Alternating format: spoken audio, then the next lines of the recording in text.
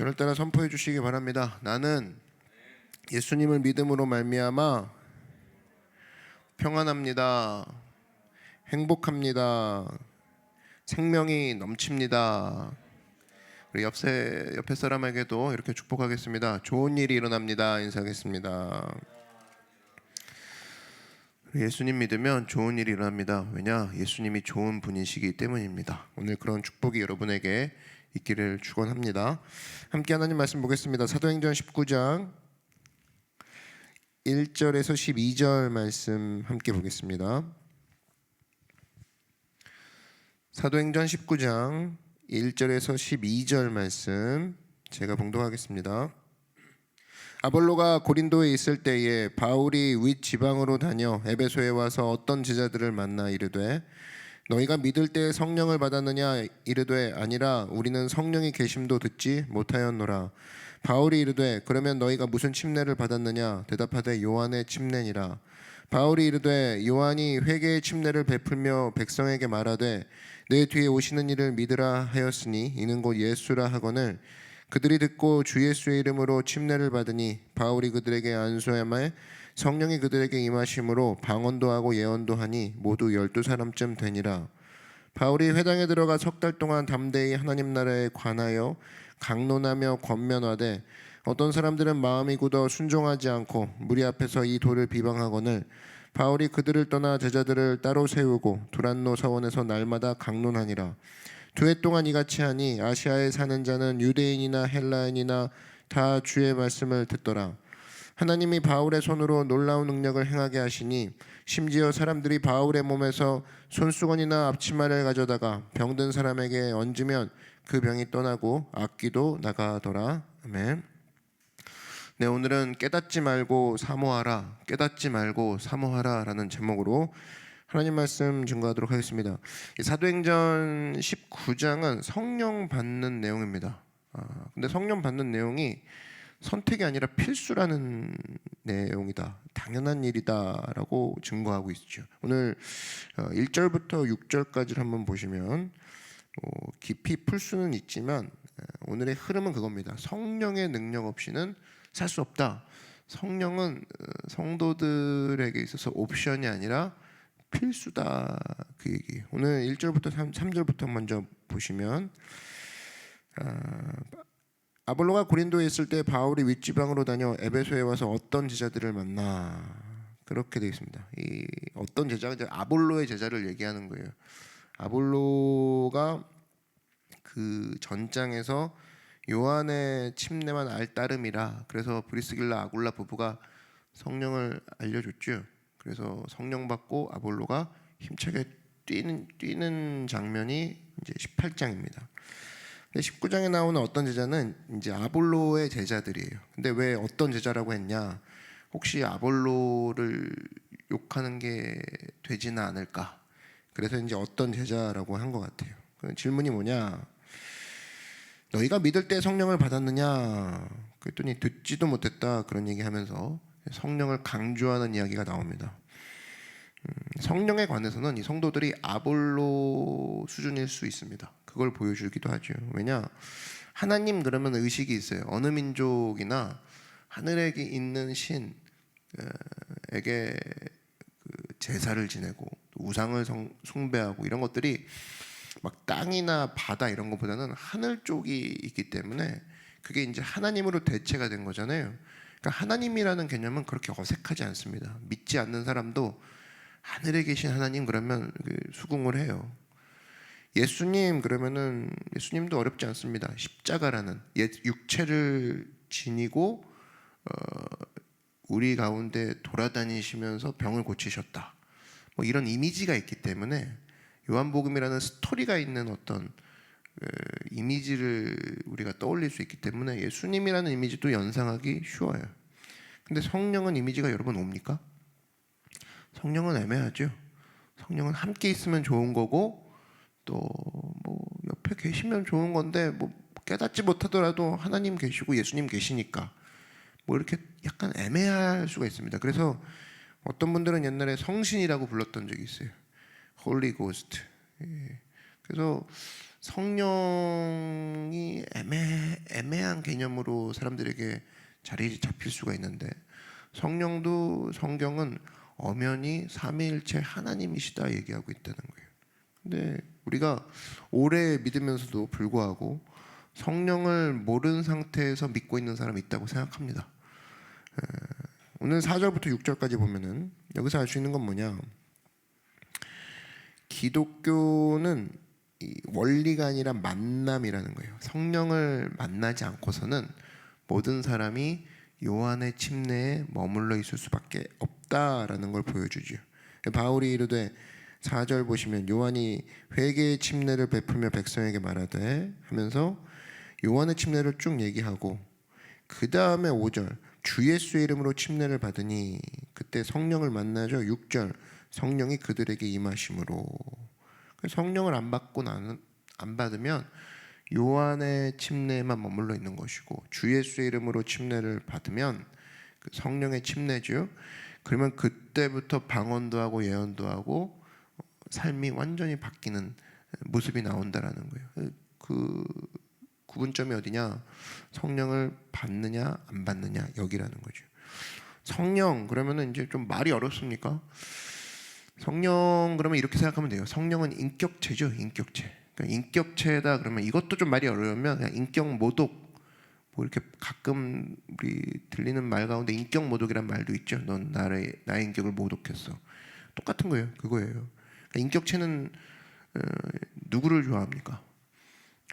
자기를 좋아하는 사람 좋아하는 거를 인격체라고 하죠. 성령도 마찬가지예요. 자기를 사모하는 자에게 임하십니다. 자기를 좋아하는 자에게 임하세요. 예를 들면 이런 거예요. 여러분, 난 네가 너무 좋아. 너랑 함께 있으면 진짜 기분이 너무 좋아져. 이런 얘기를 계속 해주는 사람에게 밥 사주고 싶지.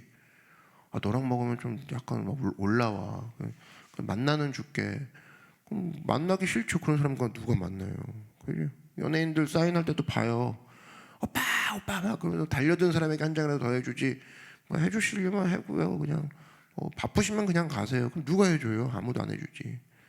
안 그래요? 운동 경기하는데 가봐요. 막 손 흔드는 팬한테 자기 유니폼 벗어서 던져주려고 하지. 가만히 있는 사람에게 가가지고 제 유니폼 입어주시겠습니까? 이런 그런 정신 나간 농구 선수들이 어디 있어요? 없죠. 막 어떻게든 여기요 그 했을 때 거기서 한 번이라도 딱 손짓 해주는 게 그게 인지상정 아니에요? 그게 인격체라는 거예요. 누가복음 11장에 보니까 구하라 그러면 너에게 주실 것이요 찾으라 그러면 찾아낼 것이요 문을 두드리라 그러면 너에게 열릴 것이니 13절에 뭐라고 했습니까? 구하는 자에게 성령을 주시지 않겠느냐. 오늘 1절부터 6절까지 내용이 결국 뭐냐면 성령을 달라고 하는 사람에게 주신다라는 거예요. 성령 사모하는 영, 그죠? 성령을 사모하는 사람에게 주신다는 겁니다. 어떤 사람 신앙생활 힘들게 해요. 이번 주에 깨닫는 내용으로 사는 사람이 있습니다. 깨달았대요. 좋죠. 근데 깨닫는 순간은 이런 거 아닙니까? 뭐 예를 들면 뭐 말씀 들을 때, 아니면 자기 혼자 큐티를 할 때, 뭐 공부할 때, 그때 깨닫는 힘 가지고 뭐 이렇게 하루를 산다. 그것도 맞는 내용인데 진짜 강력한 건 뭐예요? 순간순간 나와 함께 계시는 성령님께 계속 물으면서 다니는 사람이 진짜 강력한 거 아니에요? 그럼 만약 이번 주 뭐 월, 수, 목 바빠가지고 성경 공부 못했다고 쳐요. 그럼 화목에 다가오는 깨달음 없는 날은 어떻게 견딜 거예요?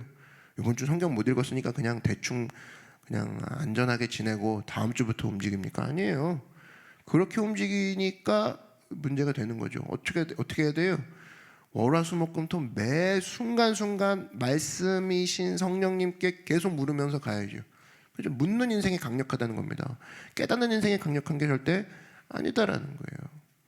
그래서 여러분 항상 보면은 신앙생활도 어떤 사람 보면은 성령님을 만나지 않고 자기가 깨닫는 것만으로 가는 사람이 있어요. 그거는 상태 좋을 때죠. 아니에요. 못 깨닫는 시간이 있다니까요. 성경을 못 푸는 시간이 있습니다. 바빠가지고도 마찬가지고 뭐 성경 맨날 읽고 싶습니까? 여러분 맨날 읽고 싶어요? 맨날 읽고 싶은가 보죠. 맨날 기도하고 싶고 그래요? 항상 그래요? 그럼 아닌 땐 어떡할 거냐는 거예요. 성경을 읽고 싶어도 눈에 안 들어와. 기도를 하고 싶어도 몸이 처져. 찬양은 입도 안 열려. 뭐 이러면 어떻게 할 거냐는 거예요. 그때 깨달을 때까지 기다릴 거예요. 내가 성경 읽을 마음이 올라올 때까지 기다려서 한 3달, 그리고 누군가 나에게 기도를 하라 했을 때 함께 기도회를 참여하는 내용까지 기다리자 2달. 내가 지금 너무 바쁘니까 좀 예배를 차분하게 드릴 수 있는 데가 오겠지. 내가 보니까 1달 정도 있으면 예배 차분하게 드릴 수 있는 시간이 와. 그럼 그때까지 예배 놓고 있을 거냐. 그게 깨닫는 신앙의 한계예요. 그런데 성령을 만나는 신앙의 강력함은 뭐냐? 성경이 마음에 들어오지 않습니다. 그때 어떻게 해요? 성령님, 내가 왜 이렇게 말씀이 안 들어올까요? 저의 마음을 다스려 주십시오. 그리고 너 말씀을 듣지 못하게 하는 귀신아, 내 속에서 물러갈지어다. 하나님 들어오셔서 이 시간 말씀을 못 읽게 되는 이 월요일, 그리고 기도가 터지지 않는 이 화요일, 그리고 찬양이 왜 이렇게 나오지 않을까요 하는 목요일날 임하여 주시옵소서. 그때부터 역사가 되는 거 아니에요? 그렇게 돼야죠. 그 성령을 만나는 영이 강력한 겁니다. 여러분, 각자 캠프 리더들도 캠프원들이 있죠. 이 캠프원이 깨달을 때까지 기다리면 한 10수년 걸려요. 그게 아니라 너의 마음속에 성령을 모셔라. 나는 너와 맨날 카톡할 수 없고 너와 맨날 전화할 수 없지만 그때마다 성령님과 함께 물으면서 나아가자. 그죠? Let's go Holy Spirit. 그잖아요. 주님 함께 가십시다. 성령님 나와 함께 가십시다. 내가 깨닫고 저길 가면 너무 늦습니다. 깨닫고 가봤자 제가 거기서 거깁니다. 모든 걸 아시고 보호하시는 성령님 함께 갑시다. 그죠? 그렇게 갔을 때 능력이 있는 거죠. 오늘 1절부터 6절까지 내용이 결국 그거예요. 깨닫는 신앙과 만나는 신앙의 차이. 깨닫는 신앙은 한계가 있어요. 한계. 여러분, 이 성령님은 또 어떤 분이라고 했습니까? 인격체라는 거예요. 그분을 좋아하기만 하면 돼요. 성령님 오십시오. 제발 오세요. 제가 좀 눈이 어두우니까 제가 보일 수 있게 밝게 보여주세요. 제가 귀가 늘 안 들리니까 들릴 수 있게 크게 얘기해 주세요. 아니면 제가 늘 마음이 닫혀 있고 어리숙하니까 제 마음속에 들어와 주십시오. 성령님은 그렇게 자기를 좋아하는 사람에게 온다니까요. 여러분이 좋아하는 사람 똑같은 반응을 성령님도 하신다는 거예요. 여러분이 좋아하면 성령님도 좋아하세요. 여러분이 힘들어하잖아요. 성령님도 힘들어하세요. 야, 나 만나는 게 그렇게 힘드냐? 나도 좀 힘들다. 그렇게 돼요. 인격체니까. 그래서 여러분, 성령님을 만나지 못하면 예배가 힘듭니다. 5분 설교요? 3분 설교요? 맨날 고민하는 게 그거예요. 어쨌든 교회에서는 말씀을 흘려 보내는 거잖아요. 1분 설교를 편집해서 올려드리면 사람들이 보겠다. 보죠.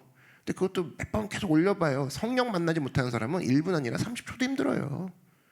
고작 그 30초가 힘들다고. 오래 믿었건 안 믿었건 상관이 없어요. 그 얘기하고 있는 게 아니죠. 오래 믿건 안 믿었건, 오래 됐든 안 됐든 상관없고 내가 성령을 만났느냐 안 만났느냐, 이게 중요해요. 근데 여러분, 이제 막 예수님 믿고 성령이 충만할 때 보십시오. 예배를 하루 종일 들어도 안 피곤해요. 30분 설교가 뭡니까? 3시간 설교에도 하는 사람도 까먹고 듣는 사람도 까먹어요. 근데 왜 이렇게 예배 드리면서 30분 넘어가면 힘들어하고 20분 넘어가면 힘들어하고, 그게 예배 타임 때문에 그래요? 아니에요. 내 마음속에 깨닫는 신앙으로 머물러 있어서 지금 내가 주님, 오늘 말씀은 저에게 어느 부분을 하시는 겁니까? 알려주십시오. 내 안에 성령님. 이런 자세로 나간다 그러면 피곤하지가 않다라는 겁니다. 그래서 여러분, 구하는 자에게 성령을 주신다는 겁니다. 오늘 그 구하는 이 새벽 예배가 되기를 주의 이름으로 축원합니다. 새벽부터 자기를 오라고 하는 사람 얼마나 좋아요. 성령님의 입장에서는, 야, 너 아침부터 나 찾는 거야? 나 진짜 너 안에 들어가도 돼? 오세요. 얼른 오세요. 지저분하고 막 정리 안 됐지만 오세요. 그냥 너무 좋거든요. 와서 그냥 조금이라도 계세요. 이런 사람에게 가고 싶은 거 아니에요? 근데 어떤 사람은 맨날 다 정리되면 오세요. 그죠? 아직은 아니에요. 성령님도 부담된다는 거예요. 아니에요. 성령님 그런 분 아니라는 겁니다. 언제나 오늘 구하는 자에게 성령을 주신다고 했어요. 조건이 있어요. 모두에게 성령 주지 않습니다.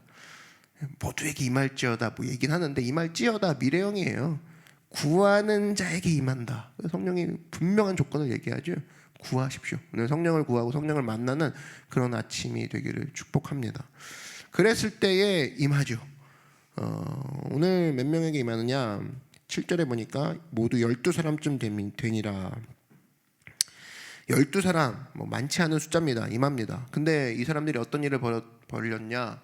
이 사람들이 에베소를 변화시킵니다. 에베소는 어떤 도시냐? 고린도가 우리가 배우기로는 그 음란의 도시라고 배웠잖아요. 에베소는 새로운 음란 신도시. 그러니까 둘째가라 하면 서러울 정도의 최고의 고린도급으로 성장하고 있는 그 타락하는 도시의 하나가 에베소였습니다.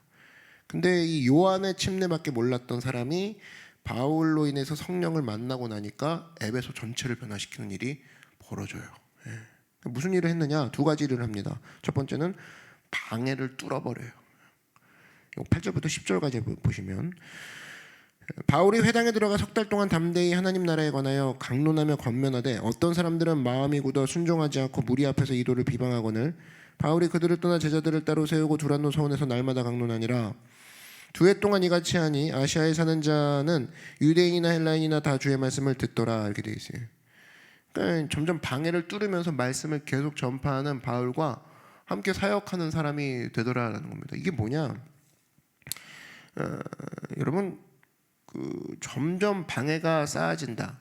방해가 계속 찾아온다. 이것 갖고 우리가 약해졌네, 강해졌네를 판단할 수는 없죠. 방해가 왔다 하더라도 그것을 뚫어버리면 강해지는 거 아니에요? 그죠? 방해가 오늘 이번 주에 장애물이 많이 왔네. 이게 약함과 강함을 그 기준이 될 수 없다고.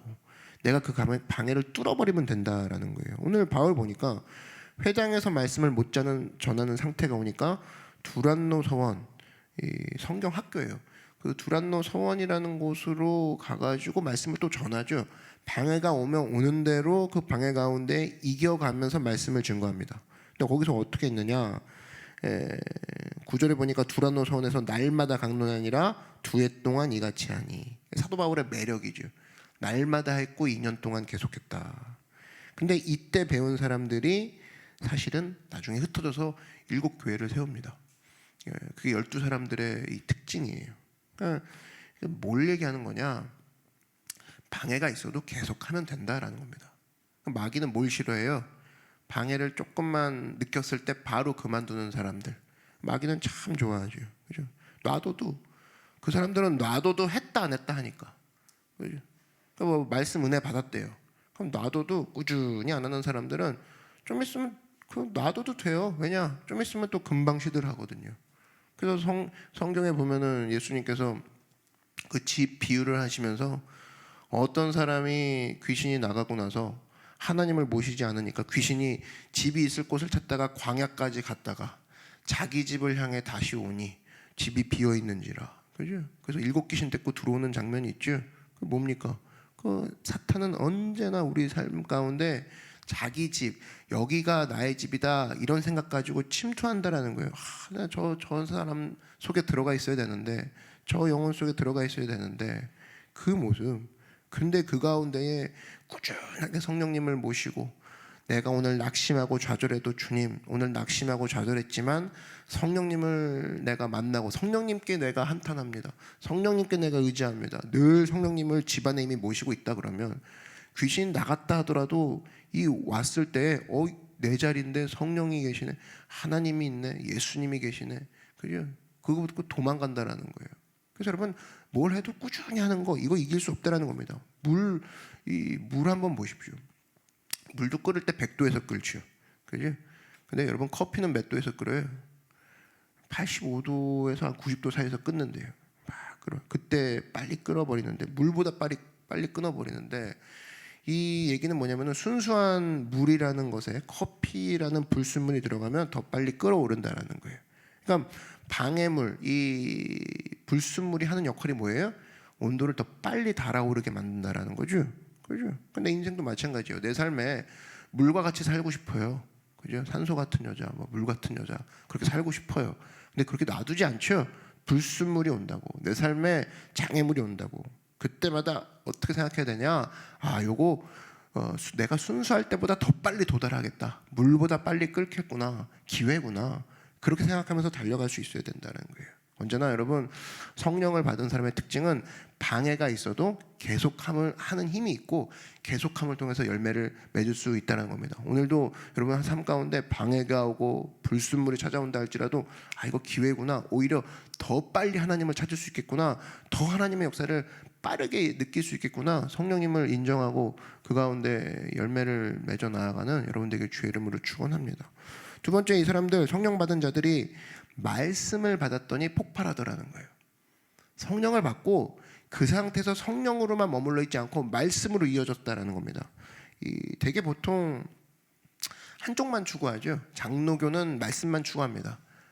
성령 없다 그러고, 뭐 요즘은 그런 장로교는 없는데, 장로교는 워낙 영역이 많아서 여기서부터 저기까지 너무 달라요. 정상적인 장로교도 있는데 너무 많다 보니까 뭐 헤매는 장로교도 있어요. 근데 뭐 들어보면 뭐 성령 없다 그러고, 뭐 귀신이 무슨 귀신이냐 그러고, 말씀만 중요하다, 이거 문제 있습니다. 또 순복음도 헤매는 순복음이 있죠. 성령만 강조해갖고 말씀 없다 그러고 귀신 강조하고 성령만 강조합니다. 이것도 문제 있어요. 근데 오늘 사도 바울 보니까 에베소에서 성령을 사역을 하죠. 그러니까 사람들 보면 성령을 받고 나서 두란노 소원이라는 말씀 성경 학교로 이어집니다. 이 균형이거든요. 여기서 힘이 나온다는 거예요. 성령을 받았어요. 사람들이 성령을 알지 못했던 사람들이 성령을 체험했는데 그대로 다른 또 뭔가 영적인 것들을 향해 계속 나아가는 게 아니라 성령 받고 말씀으로 이어지더라. 우리 같으면 이러지 않죠? 예를 들면 성령 받았어요. 그럼 이런 기적, 이런 영적인 체험, 은사주의죠. 맨날 뭐 예언하는 거 돌아다니고, 뭐 성경 하나도 안 읽어요. 예언하고 방언하고, 뭐 맨날 뭐 고치고 막 금가루 뿌리고 막 이런 모습에서 헤어나오지 못하는 거, 뭐 말씀으로 이어지지 않기 때문에. 에스겔서 37장 보면 마른 뼈 환상에 나오죠. 거기도 뭡니까? 말씀을 대언했더니 생기가 임하죠. 생기 뭐예요? 성령이지. 말씀과 성령은 늘 같이 간다라는 거예요. 그래서 말씀만 강조해서 나는 공부밖에 없어, 깨닫는 것밖에 없어, 성령은 뭐 무슨 신비 초 현실적인 이야기냐, 그것도 문제가 있는 것이고 아주 문제가 많은 것이고, 말씀 필요 없어, 내가 깨닫는 것만 하면 돼, 환상만 보면 돼, 뭐 알려주시기만 하면 돼, 말씀 하나도 안 읽고 뭐 기도도 자기 오는 대로만 하고, 이것도 그냥 산신령이죠. 이것도 문제가 있는 거죠. 근데 항상 성경 보면 말씀 받았으면 성령으로 이어지고, 성령을 받았으면 말씀으로 이어지고, 그래서 하나님의 인도하심을 온전하게 받는다. 그랬더니 놀라운 일이 벌어지죠. 오늘 11절과 12절 보시면 하나님이 바울의 손으로 놀라운 능력을 행하게 하시니 심지어 사람들이 바울의 몸에서 손수건이나 앞치마를 가져다가 병든 사람에게 얹으면 그 병이 떠나고 악기도 나가더라. 그렇지? 그러니까 이런 일이 벌어진다는 겁니다. 거의 원격으로도 치유가 일어날 정도로. 언제? 말씀과 성령의 균형이 딱 잡혔을 때. 성령을 받고 났더니 성령 사역을 하는 사도 바울이 두란노 서원 가서 날마다 강론하는. 그래서 여러분, 신학교 준비하는 사람이나 어떤 그 목회 초년생들이 항상 생각하는 게, 나도 사도 바울처럼 이렇게 방언도 하고 예언도 하고 고치면 좋겠다. 근데 그 앞에 걸 놓치고 있어요. 두란노 서원에서 2년 동안 날마다 말씀을 가르칠 정도의 실력을 갖춰야 된다는 거예요. 귀신만 쫓아내면 답니까? 귀신만 쫓아내고, 그죠? 방언만 하고 예언만 하고 말씀 읽을 게 뭐가 있어요? 그런데 사도 바울은 이것도 하기 전에 말씀을 2년 동안 2회 동안 날마다 설교할 정도의 실력이 있었다라는 거예요. 갖춰야지요. 그래서 자기가 체크해봐야 됩니다. 내가 말씀을 2년 동안 날마다 기회가 있다 그러면 날마다 2년 동안 말씀을 증거할 정도의 내가 말씀이 준비되어 있는가? 그런 사람에게 어떻게 역사하지 않겠습니까? 그 사람이 성령까지 의지하는데. 그 사람은 성령이 그 가운데 증거되면 치유가 일어나고 그 가운데 생각이 바뀌고 변화가 일어나고 사람이 살아 일어나는 놀라운 역사가 일어난다는 겁니다. 그래서 교회도 보면은 이런 밸런스가 있는 거죠. 뭐예요? 부르짖고 말씀 듣는 거. 교회죠. 그 부르짖는 건 뭐예요? 기도를 얘기합니다. 하나님께 막 대화를 거는 거예요. 말씀을 듣는다는 건 뭡니까? 주님의 생각을 듣는다는 거죠. 이게 계속 오고 가는 게 교회라는 거죠. 그래서 언제부터 이 일들이 벌어졌느냐? 성령 받고 12명이 움직이기 시작하니까 로마 전체가 말씀을 듣고 성령 받은 그들을 통해서 변화되기 시작하더라는 거예요. 여러분 언제나 성령을 받으면 그 가운데 말씀으로 이어질 줄 알고 성령과 말씀이 함께 만났을 때는 엄청난 폭발적인 사역을 할 수 있구나. 내 오늘 삶 가운데 성령님 오시옵소서 그랬다면 성령님이 주시는 마음 가지고 말씀으로 이어서서 말씀을 통해 다시 한번 또 성령님을 사모하고 이것들이 선순환되면서 하나님 내가 나 혼자 깨닫는 신앙으로 가는 것이 아니라 성령님을 만나는 신앙으로 이어지게 하시고 또 성령님을 만났으면 또 말씀으로 이어져서 말씀 가운데 더 깊이 성령님을 사모하게 하심으로 내 삶 가운데 깊고 넓어지는 신앙으로 나를 변화시켜 주시옵소서.